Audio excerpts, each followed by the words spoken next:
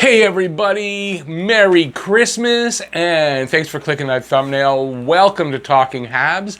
Today's video is an odds and ends video.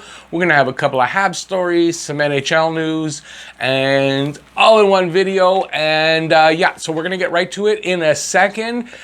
Before we get to that, if you're new to the channel or you haven't subscribed yet, please subscribe, ring that notifications bell. That's down there, and that's going to get you your daily fix of Bleu Blanc Rouge right here at Talking Habs. So today we're going to talk about, let's see what we got up there. We're going to talk about, we'll start off with the video. So the Montreal Canadiens sign Michael Frolik. By the way, this is my buddy Homer. Homer and I are friends.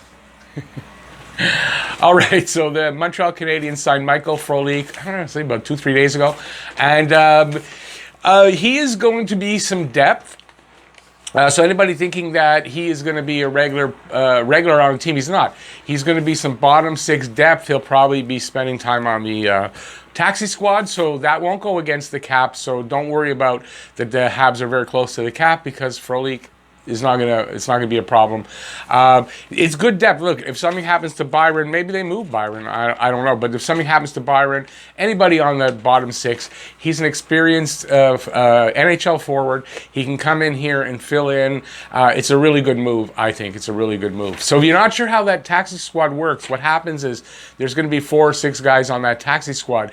If there's an injury, if there's maybe a positive test, and they're able to still play, but the player has to be quarantined, they can take someone from that taxi squad and they put them on the team. They have to still clear waivers if that's necessary for them. All those regular things, but they can take the player, add them on, and it's easy. They don't have to.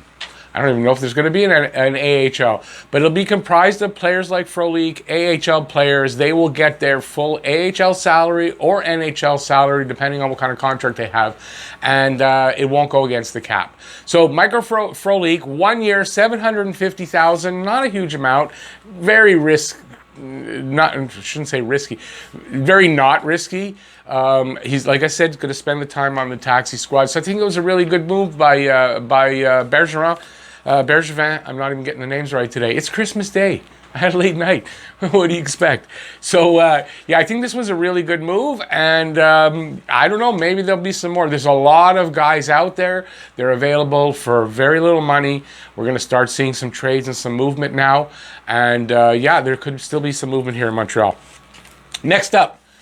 This is junior news. The OHL has delayed the start of their season, so they are not starting. I don't know when the date was, honestly, but they're going to put that on hold. The WHL has done that. They were supposed to start, I think, the beginning of December, somewhere like that, and they put it on hold. The QMJHL, which did start their season, and I think this is the second time they are in a delay now, waiting for things to get better. I don't know, but they started their season, so they're sort of mid-season on hold. So don't know what's going to happen with all that.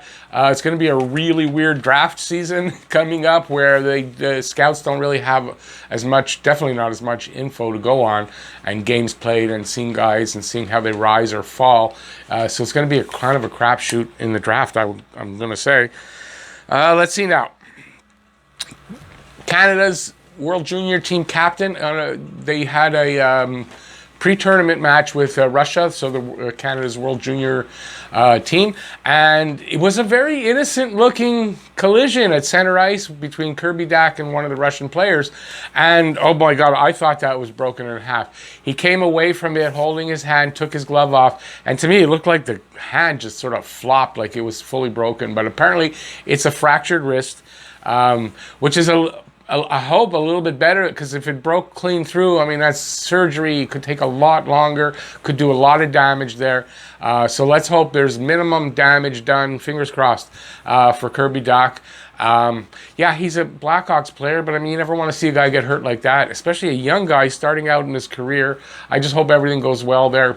It kind of screws up Canada's chances. They're going to have to play a little bit harder, dig a little bit deeper now to win. So let's hope that goes well for Canada.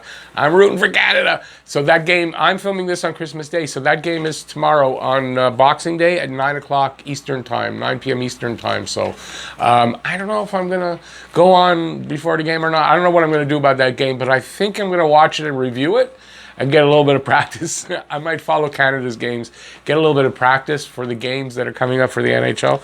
Because right now it's been 4 or 5 months now since I've done a game review. So, yeah. So the best of luck to Kirby, Doc. Thoughts are with you for sure. Next up, Caufield did an interview. Now, this isn't a current interview, but it was just put up on Twitter. It's done with, I think it's Mark Dumas. It's from in the summertime at some point. Anyways, he talks about himself a little bit, and I thought it was a really interesting interview. So if you're a Caufield fan or just a Habs fan and want to know what's going on with him, I'm going to put a link in the description so you can check that out. First of all, he was played against, what team did they play against? Honestly, I don't remember who they opened up. Maybe they opened up against Russia and Canada was against, I don't remember. But he was fantastic. 2 beautiful goals. I mean, this kid's release is amazing. I watched it many times, and it's hard at full speed to see. It's a flash. His stick it's off in a flash. I don't know, how does the goalie beat that? You know, if he hits his mark, I don't know how a goalie stops his shot, because it is released. You know, they say quick release. Oh, he's got a very quick release. That's not just a quick release. That's a lightning fast release.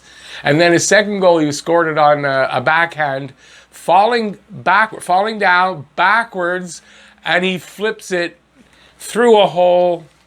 Like, he's a magician with the puck, this kid. I swear, this kid is going to be amazing. Everybody, and my podcast partner, Jeff, I think he might be turning a little bit on Caufield's talent and everything, but he doesn't feel that he'll be able to do this stuff in the NHL. I disagree.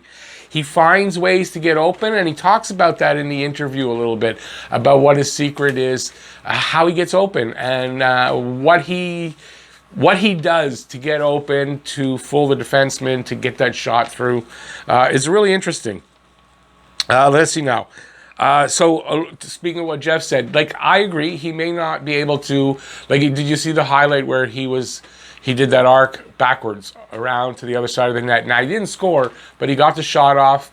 Yeah, I don't think he'll have the room to do that necessarily in the NHL, but he doesn't need to. With that release that he's got, he needs literally a second to be open for 1 second with the timing right, puck on the tape, pass on the tape, and it's gone. And I don't know that anybody can stop him. Even if you hit him, it might be gone first, and then it's so fast, that release. It's freaky. He says he wants to play in Montreal. He's excited to play in Montreal. He loves the traditions of Montreal, obviously, as one of the most traditional, it's the oldest professional sports team in North America, maybe in the world, I think, actually. And he loves the pressure that playing in Montreal is going to bring. Yeah, a lot of guys don't like that. He says he thrives on pressure like that, and he's very competitive. He's such a student of the game. He calls himself, a hockey nerd. I think he's going to do really well here. I think he's going to fall in love with this city and playing here and winning here. And I just think he's going to do. Now, my partner Jeff, he kind of thinks that Caufield, being an American, will be looking for that big contract as soon as he can get out of here. I kind of don't think so. I think once he plays here for a number of years, the allure, the draw of Montreal, the way the fans treat you here if you're a star hockey player, I think he's going to like it here. Meet himself a French girl from here and get married, settle down, and like I said with Nick Suzuki, he'll be forever remembered here and attached to this city for the rest of his life. And from what you hear from all the former Habs that have had that happen to them, it's not a bad thing. So what else do I have about him? He loves Putin. Well, I'm going to say, I say loves. He said he really likes it, so I'm going to, he probably loves Putin. He will once he lives here. So yeah, he loves Putin. He's made for here. Let's see what else I wrote about him. I don't think anything else, but I think Caufield, if you look at his talent, He's not just an offensive player. He's working on his defensive game. He's a playmaker. He's not just a goal scorer. I think this kid, if he had 3 more inches on him, we wouldn't even be talking about whether or not he'll make it or not make it. If he was 5'11", even the same size as Nick Suzuki, and I think he's like 5'9" now or 5'8.5", so he grew a little bit. If he had Nick Suzuki's size, we wouldn't be talking about whether this kid's going to make it in the NHL. Really, he finds a way. He's found a way every year that he's played hockey, whether it's bigger kids, whether different team, whatever. Every time he's moved up, he's found a way to be a star player, to be a goal scorer. He's going to do that in the NHL. And I'm starting to lean towards the fact that the Habs might bring him up. If he is done and there's playoff hockey still happening, or even regular season, he may sign at the end of his college season and join the team. And I can see that, and him being ready to play in the playoffs. Especially if at the end, at the trading deadline, they've moved Thomas Tatar. That's a possibility. He could fit perfectly on that left side with his right-handed shot.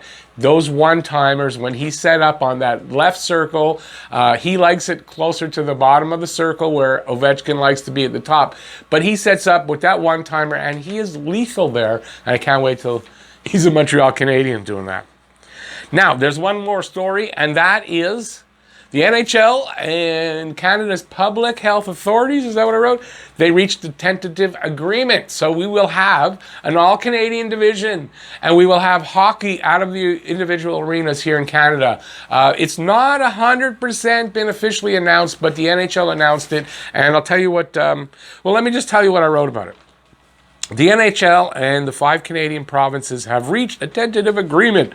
So it's a public health agreement to allow the 2021 NHL season to be played in home arenas in Canada, thus allowing the all-Canadian division to happen. The NHL made the announcement, but it's not 100% official just yet, but is expected to be officially announced in the next few days, maybe even today, which is Christmas Day.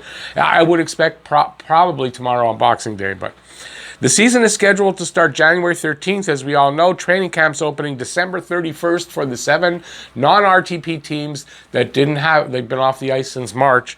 So they're opening then. It's tentative still on that, but that's what they're shooting for. And then January 13th for opening day for the league. The provinces in question, of course, are British Columbia, Alberta, Manitoba, Ontario, and right here in Quebec. The NHL Deputy Commissioner Bill Daly, he says both sides, and that's the NHL and the public health authorities, are, quote, aligned and in agreement. I said more, but that's the main part that you want to know, on the conditions needed to be met by the NHL to allow this to happen. So barring something weird happening, if the NHL released this news, yeah, you got to think it's as good as being official. Just a hair under, and we just need the official word. And yeah, we've got an all-Canadian division. It's going to be awesome hockey this season. Every single game, just let me backtrack for a sec. That means these part of the conditions that need to be met, they would like them to block the games closer together, right? So that means multiple games. So if you're going to Montreal's going to Vancouver. You're going to play 2 games. There's going to be nights or times when it's back-to-back home and home series. We all know the home and home series. They're going to do that, and that's 2 games there, 2 games here. That's 4 games in a row. Sometimes it's going to be 3 games in a city. You go back for 2. That's 5 games. They're going to get the season series over pretty quickly when that happens, but that's like a playoff series. The teams are gonna quickly start hating each other, which makes for intense, amazing hockey. I just think and they're not playing outside the division, so that's all we're gonna get. Canadian team against Canadian team. It's gonna be amazing. I'm looking so forward to it. I think Montreal will thrive in this kind of hockey. They're built for the playoffs, and they're gonna thrive here. And I really predict Montreal's gonna have a good season. So let's look forward to that. And hopefully we'll start on time and everything will get done. And Homer here will keep me company when I watch the games. So there you go. That's my video. If you like to give a thumbs up. If you have any comments about this, anything said here, if you have a comment about it in the comment section, that's down there. And if you're new to the channel, or for some reason, if you haven't subscribed yet, hit the subscribe button and ring the notifications bell. That'll get you your daily fix of Bleu Blanc Rouge right here talking Habs. Thanks everybody for watching. Merry Christmas. Have a great day. I'm doing a live stream, depending when you're going to watch this, today at 4:20 p.m. And yeah, hope to see you there if you get the notification on time. And that's it. Have a great day. Don't eat too much. Christmas calories, like the hockey guy was saying, they don't count. It's Christmas calories. It doesn't matter on Christmas Day. So have fun. Peace out, y'all. See you next video. Have a great one. Bye, everybody.